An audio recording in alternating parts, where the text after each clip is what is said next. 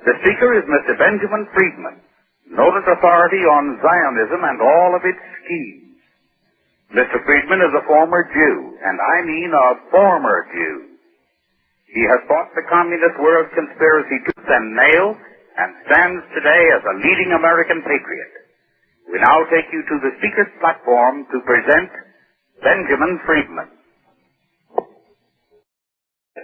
The Zionists and their co-religionists rule this United States as though they were the absolute monarchs of this country.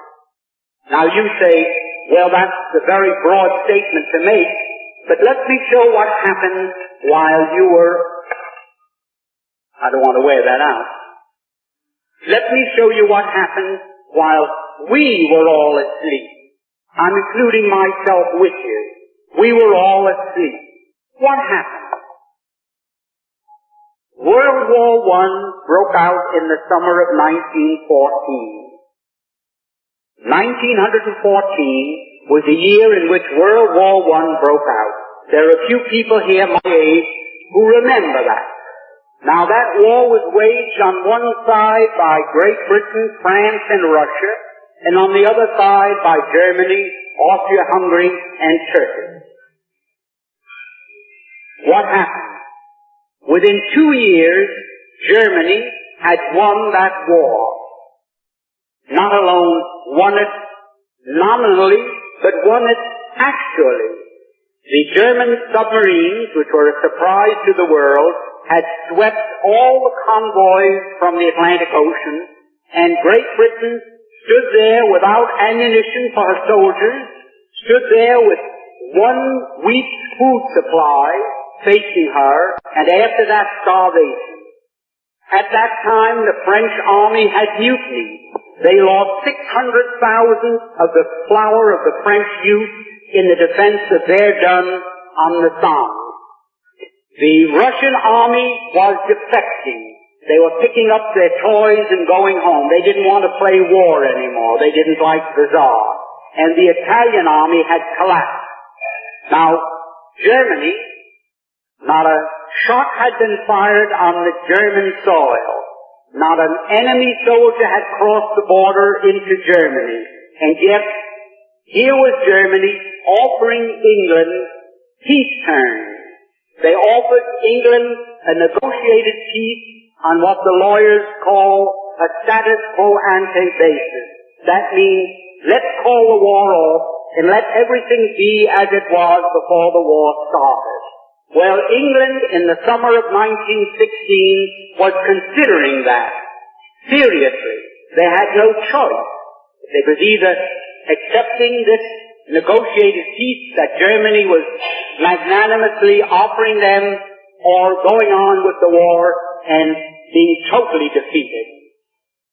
While that was going on, the Zionists in Germany, who represented the Zionists from Eastern Europe, went to the British War Cabinet, and I'm going to be brief because this is a long story, but I have all the documents to prove any statement that I make if anyone here is curious or doesn't believe what I know possible. The Zionists in London went to the British War Cabinet and they said, look here, you can yet win this war. You don't have to give up. You don't have to accept a negotiated peace offered to you now by Germany. You can win this war if the United States will come in as your ally. The United States was not in the war at that time. We were fresh, we were young, we were rich, we were powerful. And they told England, we will guarantee to bring the United States into the war as your ally, to fight with you on your side, if you will promise us Palestine after you win the war. In other words, they made this deal. We will get the United States into this war as your ally. The price you must pay us is Palestine after you have won the war and defeated Germany, Austria-Hungary, and Turkey. Now, England had as much right to promise Palestine to anybody as the United States would have to promise Japan to Ireland for any reason whatsoever. It's absolutely absurd that Great Britain, that never had any connection or any interest or any right in what is known as Palestine, should offer it as coin of the realm to pay the Zionists for bringing the United States into the war. However, they made that promise in October of 1916. October 1916. And shortly after that, I don't know how many here remember it, the United States, which was almost totally pro-German, because the newspapers here were controlled by Jews, the bankers were Jews, all the media of mass communications in this country were controlled by Jews, and they were pro-German, because their people, in a majority of cases, came from Germany, and they wanted to see Germany lick the Tsar. The Jews didn't like the Tsar, and they didn't want Russia to win this war. So the German bankers, the German Jews, Kuhn Loeb, and the other big banking firms in the United States refused to finance France or England to the extent of $1. They stood aside and they said, as long as France and England are tied up with Russia, not 1 cent. But they poured money into Germany. They fought with Germany against Russia, trying to lick the Tsarist regime. Now, those same Jews, when they saw the possibility of getting Palestine, they went to England and they made this deal. At that time, everything changed, like the traffic light that changes from red to green, where the newspapers had been all pro-German, where they'd been telling the people the difficulties that Germany was having fighting Great Britain commercially and in other respects. All of a sudden, the Germans were no good. They were villains. They were Huns. They were shooting Red Cross nurses. They were cutting off babies' hands, and they were no good. Well, shortly after that, Mr. Wilson declared war on Germany. The Zionists in London sent these cables to the United States to Justice Brandeis, go to work on President Wilson. We're getting from England what we want. Now you go to work, and you go to work on President Wilson and get the United States into the war. And that did happen. That's how the United States got into the war. We had no more interest in it. We had no more right to be in it than we have to be on the moon tonight instead of in this room. Now the war, World War I, in which the United States participated, had absolutely no reason to be our war. We went in there, we were railroaded into it. If I can be vulgar, we were suckered into that war merely so that the Zionists of the world could obtain Palestine. Now, that is something that the people in the United States have never been told. They never knew why we went into World War I. Now what happened? After we got into the war, the Zionists went to Great Britain and they said, well, we performed our part of the agreement. Let's have something in writing that shows that you are going to keep your bargain and give up Palestine after you win the war. Because they didn't know whether the war would last another year or another 10 years. So they started to work out a receipt.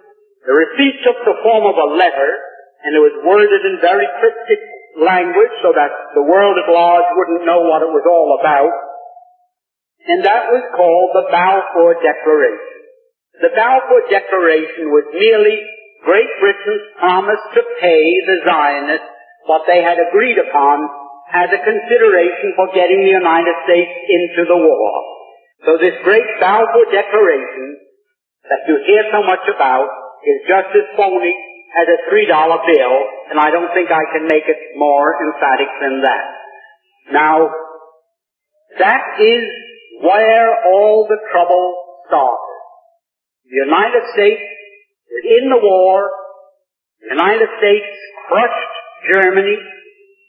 We went in there, and it's history, you know what happened. Now, when the war was ended, and the Germans went to Paris, to the Paris Peace Conference in 1919, there were 117 Jews there as a delegation representing the Jews, headed by Bernard Baruch. I was there, I ought to know. Now what happened? The Jews at that peace conference, when they were cutting up Germany and parceling out Europe to all these nations that claimed a right to a certain part of European territory, the Jews said, how about Palestine for us? And they produced, for the first time, to the knowledge of Germans, this Balfour Declaration. So the Germans, for the first time, realized, oh, that was the game. That's why the United States came into the war.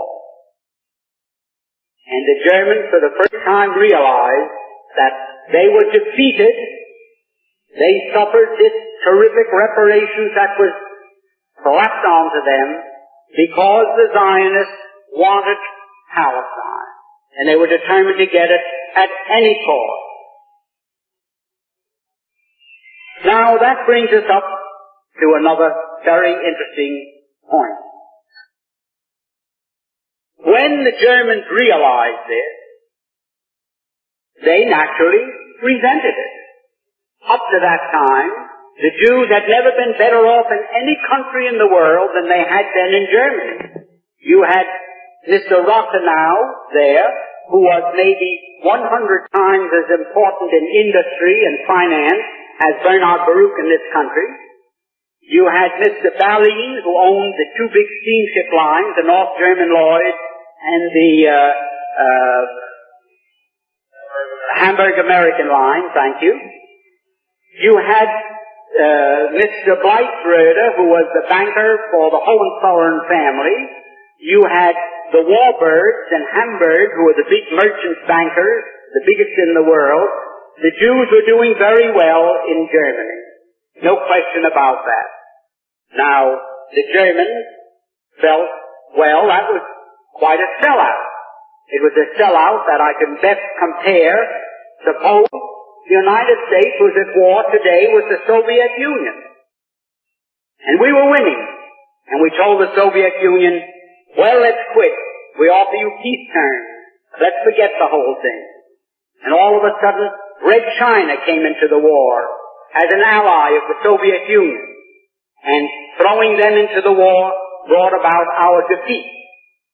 A crushing defeat. With a reparation, the likes of which man's imagination cannot encompass. Imagine, then, if we found out that it was the Chinese in this country, our Chinese citizens, who all the time we thought they were loyal citizens working with us, was selling us out to the Soviet Union, and it was through them that Red China was brought into the war against us. How would we feel in the United States against Chinese? I don't think one of them would dare show its face on any street. There wouldn't be lampposts enough convenient to take care of them. Imagine how we would feel. Well, that's how the Germans felt towards these Jews. We've been so nice to them, and from 1905 on, when the first communist revolution in Russia failed, and the Jews had to scramble out of Russia, they all went to Germany. And Germany gave them refuge. And they were treated very nicely. And here, they sold Germany down the river for no reason at all, other than they wanted Palestine as a so-called Jewish commonwealth. Now, Nahum Sokolow, all the great leaders, the big names that you read about in connection with Zionism today, they, in 1919, 1920, 21, 22, and 23, they wrote in all their papers, and the press was filled with their statements, that the feeling against the Jews in Germany is due to the fact that they realized that this great defeat was brought about by our intercession and bringing the United States into the war against them. The Jews themselves admitted that. It wasn't that the Germans in 1919 discovered that a glass of Jewish blood tasted better than Coca-Cola or Münchner beer. There was no religious feeling. There was no sentiment against those people merely on account of their religious belief. It was all political. It was economic. It was anything but religious. Nobody cared in Germany whether a Jew went home and pulled down the shades and said Shema Yisrael or Our Father. No one cared in Germany any more than they do in the United States. Now this feeling that developed later in Germany was due to one thing, that the Germans held the Jews responsible for their crushing defeat for no reason at all, because World War I was started against Germany for no reason for which they were responsible. They were guilty of nothing, only of being successful. They built up a big navy, they built up world trade. You must remember, Germany, at the time of Napoleon, at the time of the French Revolution, what was the German Reich consisted of 300 small city-states, principalities, dukedoms, and so forth. 300 little separate political entities. And between that time, between Napoleon and Bismarck, they were consolidated into one state. And within 50 years after that time, they became one of the world's great powers. Their navy was rivaling Great Britain. They were doing business all over the world. They could undersell anybody and make better products. And what happened? What happened as a result of that? There was a conspiracy between England, France, and Russia that we must slap down Germany. Because there isn't one historian in the world that can find a valid reason why those three countries decided to wipe Germany off the map politically. Now what happened after that? When Germany realized that the Jews were responsible for her defeat, they naturally resented it. But not a hair on the head of any Jew was harmed. Not a single hair.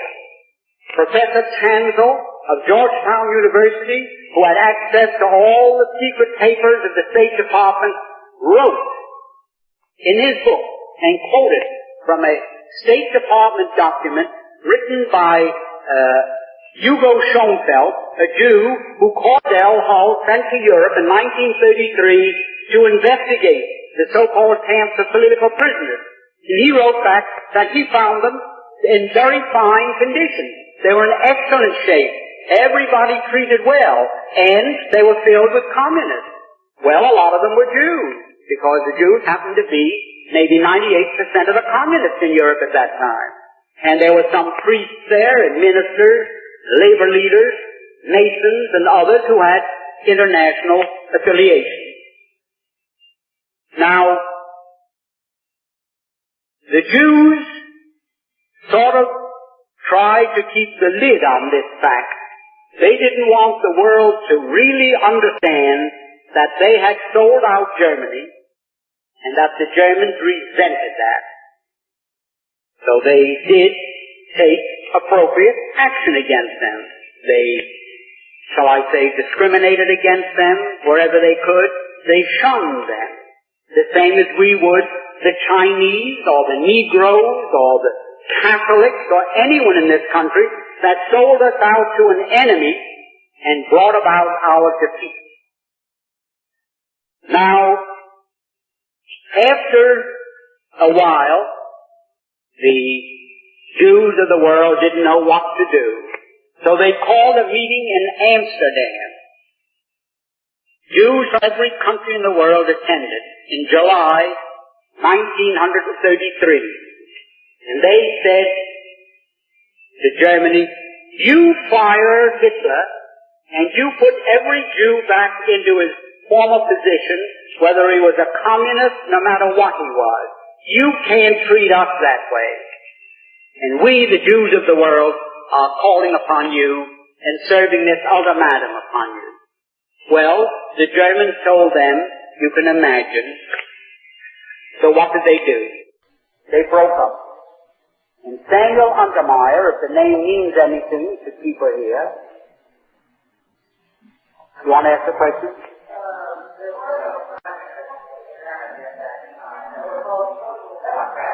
Well, I don't want to go by what they were called. We're now using English words, and what they were called in Germany is not very material, but they were communists because in 1917, the communists took over Germany for a few days. Rosa Luxemburg and Karl Liebknecht and a group of Jews in Germany took over the government for 3 days. In fact, when the Kaiser ended the war, he fled to Holland because he thought the communists were going to take over Germany as they did Russia, and that he was going to meet the same fate that the Tsar did in Russia. So he left and went to Holland for safety, for security. Now, at that time, when the communist threat in Germany was quashed, it was quiet, the Jews were working still, trying to get back into their former status, and the Germans fought them in every way they could without hurting a hair on anyone's head. The same as one group, the prohibitionists, fought the people who were interested in liquor, and they didn't fight one another with pistols. They did it every way they could. Well, that's the way they were fighting the Jews in Germany. And at that time, mind you, there were 80 to 90 million Germans, and there were only 460,000 Jews. Less than 1/2% of the population of Germany were Jews. And yet, they controlled all the press, they controlled most of the economy, because they had come in and with cheap money, you know the way the mark was devalued, they bought up practically everything. Well, in 1933, when Germany refused to surrender, mind you, to the World Conference of Jews in Amsterdam, they broke up, and Mr. Untermeyer came back to the United States, who was the head of the American delegation and the president of the whole conference, and he went from the steamer to ABC and made a radio broadcast throughout the United States in which he said, the Jews of the world now declare a holy war against Germany. We are now engaged in a sacred conflict against the Germans, and we are going to starve them into surrender. We are going to use a worldwide boycott against them that will destroy them because they are dependent upon their export business. And it is a fact that 2/3 of Germany's food supply had to be imported. And it could only be imported with the proceeds of what they exported, their labor. So if Germany could not export, 2/3 of Germany's population would have to starve. There just was not enough food for more than 1/3 of a population. Now, in this declaration, which I have here, it was printed and a whole page, in the New York Times on August 7th, 1933, Mr. Samuel Untermeyer boldly stated that this economic boycott is our means of self-defense. President Roosevelt has advocated its use in the NRA, which some of you may remember, where everybody was to be boycotted unless they followed the rules laid down by the New Deal, which of course was declared unconstitutional by the Supreme Court at that time.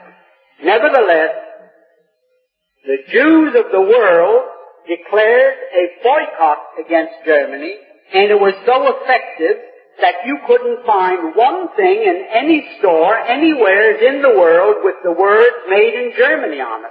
In fact, an executive of the Woolworth Company told me that they had to dump millions of dollars worth of crockery and dishes into the river, that their stores were boycotted. If anyone came in and found a dish marked made in Germany, they were picketed with signs, Hitler, murderer, and so forth, and like something like these sit-ins that are taking place in the South.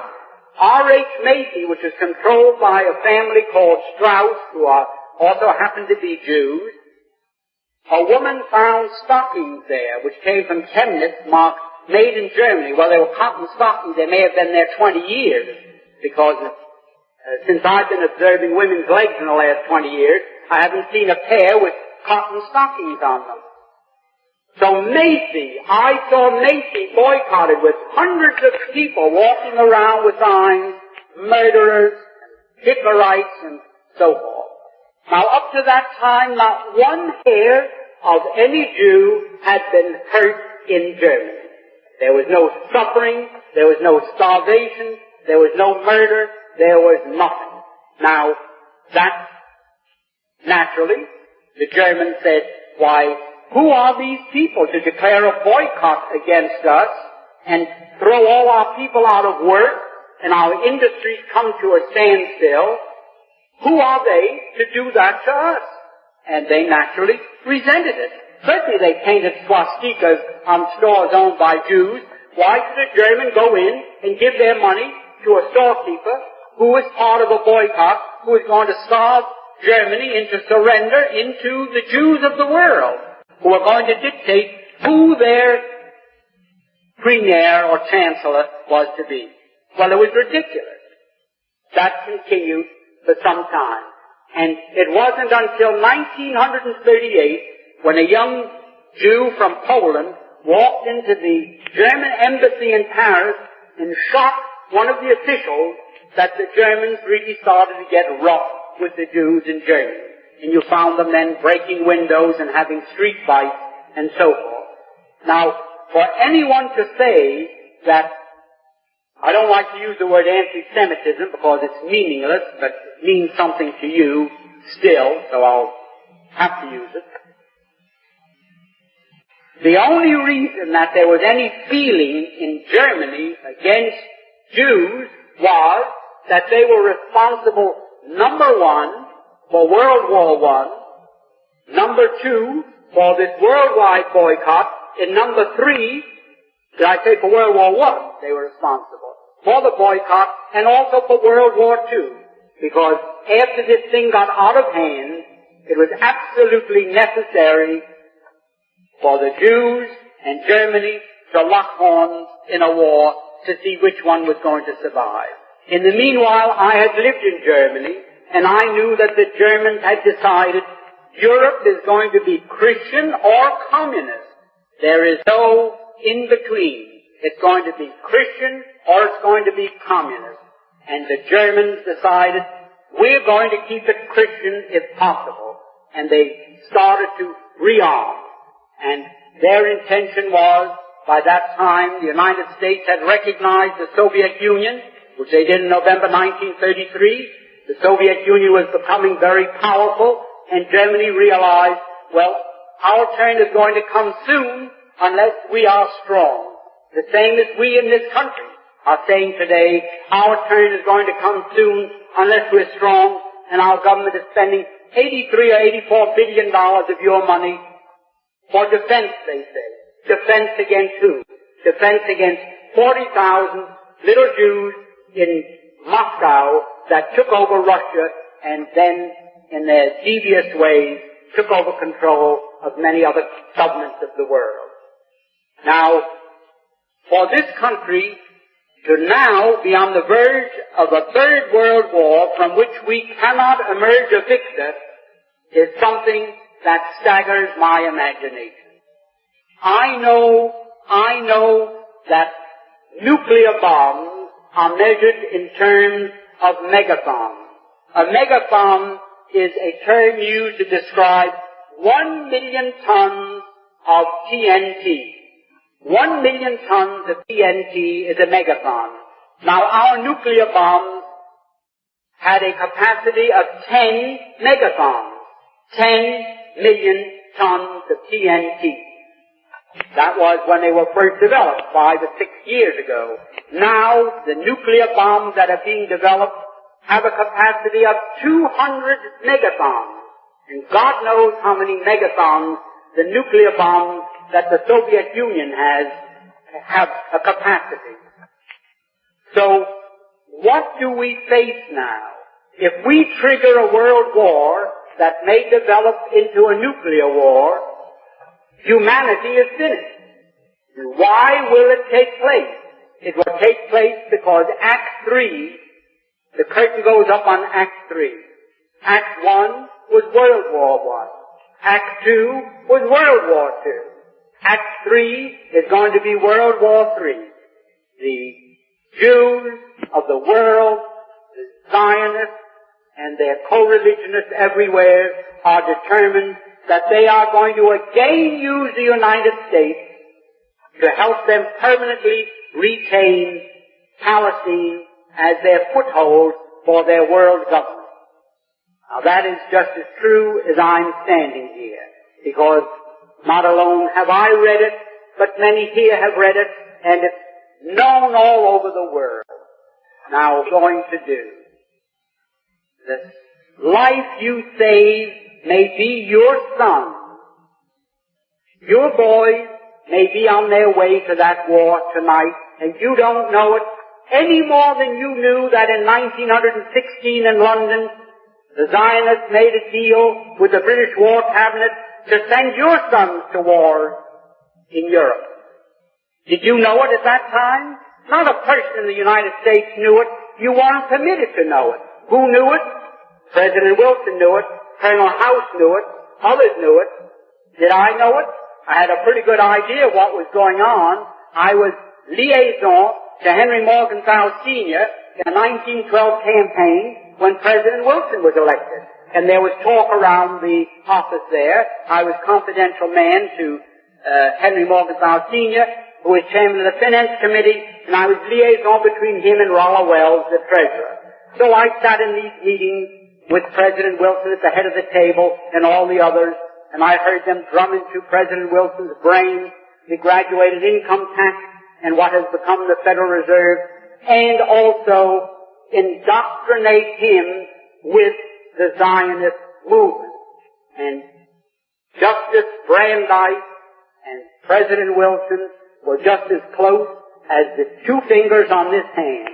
And President Woodrow Wilson was just as incompetent when it came to determining what was going on as a newborn baby. And that's how they got us into World War I, why we all slept. Send our boys over there to be slaughtered for what? So the Jews can have Palestine as their commonwealth. They fooled you so much that you don't know whether you're coming or going. Now any judge, when he charges a jury, says, gentlemen, any witness that you find has told a single lie, you can disregard all his testimony. That is correct. I don't know from what state you come, but in New York State, that is the way the judge addresses a jury. If that witness said one lie, disregard his testimony. Now, what are the facts? The Jews, I call them Jews to you because they're known as Jews. I don't call them Jews. I refer to them as so-called Jews because I know what they are. If Jesus was a Jew, there isn't a Jew in the world today. And if those people are Jews, certainly our Lord and Savior was not one of them. And I can prove that. Now what happened? The Eastern European Jews, who form 92% of the world population of those people who call themselves Jews, were originally Khazars. They were a warlike tribe that lived deep in the heart of Asia. And they were so warlike that even the Asiatics drove them out of Asia into Eastern Europe. And to reduce this, so you don't get too confused about the history of Eastern Europe, they set up this big Khazar kingdom. 800,000 square miles. Only there was no Russia, there were no other countries, and the Khazar kingdom was the biggest country in all Europe. so big and so powerful that when the other monarchs wanted to go to war, the Khazars would loan them 40,000 soldiers. That's how big and powerful they were. Now, they were phallic worshippers, which is filthy. I don't want to go into the details of that now. It was their religion, the way it was the religion of many other pagans or barbarians elsewhere in the world. Now, the king became so disgusted with the degeneracy of his kingdom that he decided to adopt a so-called monotheistic faith, either Christianity, Islam, the Muslim faith, or what is known today as Judaism, really Talmudism. So, by spinning a top, he said, eeny, meeny, miny, mo, and he picked out so-called Judaism. And that became the state religion, and he sent down to the Talmudic schools of Tel Aviv and Surah, and brought up thousands of these rabbis with their teachings, and he opened up synagogues and schools in his kingdom of 800,000 people, 800,000 square miles, and maybe 10 to 20 million people, and they became what we call Jews. There wasn't one of them that ever had an ancestor that ever put a toe in the Holy Land, not alone in Old Testament history, but that's the time, the beginning of time. Not one of them. And yet they come to the Christians and they ask us to support their armed insurrection in Palestine by saying, well, you want to certainly help repatriate God's chosen people to their promised land, their ancestral homeland, Italy. We gave you one of our boys as your Lord and Savior. You now go to church on Sunday and kneel, and you worship a Jew, and we are Jews. Well, they were pagan Khazars who were converted just the same as the Irish. And it's just as ridiculous to call them people of the Holy Land as it would be. There are 54 million Chinese Muslims. 54 million. And Muhammad only died in 620 AD, so in that time, 54 million Chinese have accepted Islam as their religious belief. Now imagine in China, 2,000 miles away from Arabia, where the city of Mecca is located, where Muhammad was born, imagine if the 54 million Chinese called themselves Arabs. Imagine. Why, you'd say they're lunatics. Any man that believes that those 54 million Chinese or Arabs must be crazy. All they did was adopt as a religious faith a belief that had its origin in Mecca, in Arabia. The same as the Irish.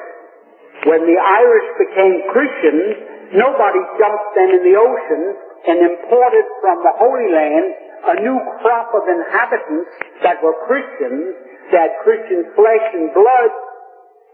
They weren't different people. They were the same people, but they had accepted Christianity as their religious faith.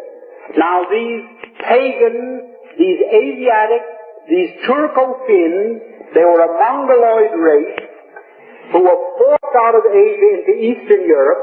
They likewise, because their king took the faith, the Talmudic faith, they had no choice. Just the same as in Spain. If the king was Catholic, everybody had to be a Catholic. If not, you had to get out of Spain. So everybody, they lived on the land just like the trees in the bushes. A human being belonged to the land under their feudal system. So they all became what we call today Jews. Now imagine how silly it was for the Christians, for the great Christian countries of the world to say, we are going to use our power, our prestige to help repatriate God's chosen people to their ancestral homeland, their promised land. Now, could there be a bigger lie than that? Could there be a bigger lie than that? And because they control the newspapers, the magazines, the radio, the television, the book publishing business, they have the ministers in the pulpit, they have the politicians on the soapboxes talking the same language. So naturally, you believe black is white if you heard it often enough. You wouldn't call black black anymore. You'd start to call black white, and nobody could blame you.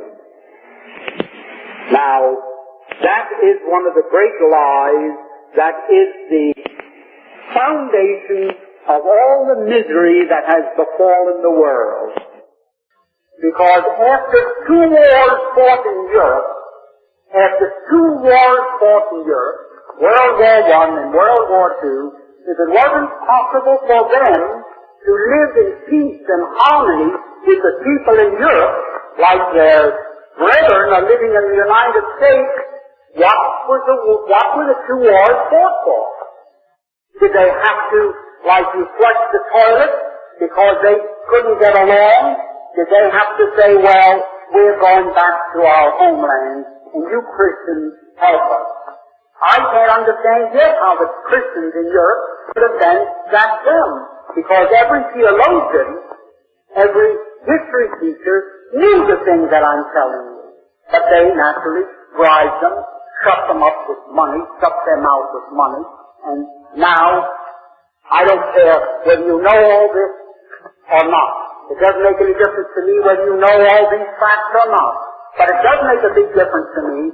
I've got, in my family, boys that will have to be in the next war. And I don't want them to go and fight and die like they died in Korea, like they died in Japan, like they died all over the world. For what? To help crooks hold on to what they stole from innocent people who had been in peaceful possession of that land, those farms, those homes, for hundreds and maybe thousands of years? Is that why the United States must go to war? Because the Democratic Party wants New York State, the electoral vote, Illinois, the electoral vote, and Pennsylvania, the electoral vote, which are controlled by the Zionists and their coalitionists, the balance of power. In New York City, there are 400,000 members of the Liberal Party, all Zionists and their co-religionists, and New York State went for Kennedy by 400,000 votes. Now, I don't blame Mr. Kennedy. I'm fond of Mr. Kennedy. I think he's a great man. I think he can really pull us out of this trouble if we get the facts to him. And I believe he knows a great deal more than his appointments indicate he knows. He's playing with the enemy. Like when you go fishing, you've got to play with the fish. Let him out and pull him in, and let him out and pull him in. But knowing Mr. Kennedy's father, and how well informed he is on this whole subject, and how close Kennedy is to his father, I don't think Mr. Kennedy is totally in the dark. But I do think that it is the duty of every mother, every loyal Christian, every person that regards the defense of this country as a sacred right, that they communicate not with their congressman, not with their senator, but with President Kennedy, and tell him, I do not think that you should send my boy or our boys wearing the uniform of the United States of America and under the flag that you see here, our red, white, and blue, to fight there to help keep in the hands of thieves that which they have stolen. I think everyone should not alone write once, but keep writing and get your friends to write. Now, I could go on endlessly and tell you these things, the support that I have just asked you to do, but I don't think it's necessary to do that. You're above the average group in intelligence, and I don't think it's necessary to impress this anymore. But I want to tell you one more thing. You talk about, the Jews. Why the Jews? Christianity. Why we got Christianity from the Jews. And the Jews gave us Jesus, and the Jews gave us our religion. But do you know that on the Day of Atonement that you think is so sacred to them that on that day, and I was one of them, this is not hearsay. I'm not here to be a rabble-rouser. I'm here to give you facts. When on the Day of Atonement you walk into a synagogue, the very first prayer that you recite, you stand, and it's the only prayer for which you stand, and you repeat 3 times a short prayer, the Kol Nidre.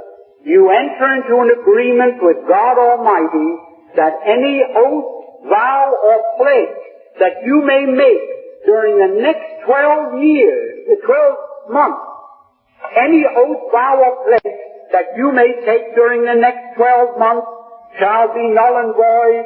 The oath shall not be an oath. The vow shall not be a vow. The pledge shall not be a pledge.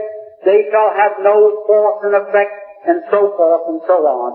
And further than that, the Talmud teaches, don't forget, whenever you take an oath, vow, and pledge, remember the Kol Nidre prayer that you recited on the Day of Atonement, and that exempts you from fulfilling that.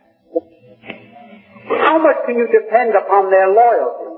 You can depend upon their loyalty as much as the Germans depended upon it in 1916. And we're going to suffer the same fate that Germany suffered, and for the same reason.